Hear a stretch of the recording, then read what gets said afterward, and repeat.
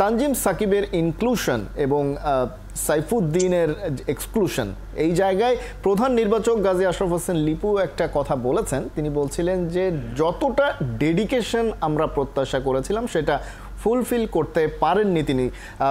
এটা তো একজন ন্যাশনাল টিমের ক্রিকেটারের বিরুদ্ধে ভয়ঙ্কর এলিগেশন বলা যায়, যে তিনি তার শতভাগ দিয়ে খেলছেন কিনা সেটা নিয়ে নির্বাচকরা সন্দেহ প্রকাশ করছেন।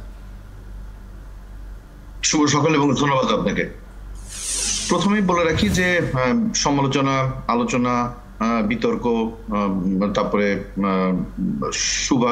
শুভেচ্ছা সবকিছুই আপনার দল ঘিরে থাকে, এবং বিশেষ করে বিশ্বকাপের মতন আসরে এটা নতুন কিছুই না।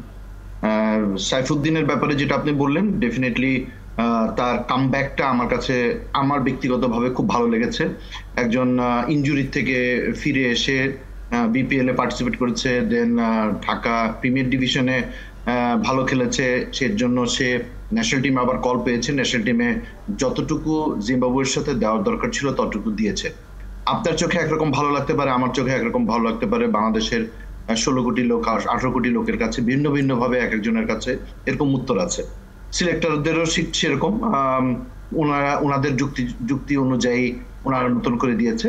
বাট আমার কাছে মনে হয়েছে তার এক্সপিরিয়েন্স অনুযায়ী, বিগত ফর্ম অনুযায়ী এবং কনসিস্টেন্সি যে তিনটা আমাদের টুর্নামেন্টগুলি খেলেছে, ইনক্লুডিং জিম্বাবুয়ে সিরিজ, সেটাতে তার পারফরমেন্সের বিবেচনায় সাইফুদ্দিন ডেফিনেটলি এখানে থাকার কথা।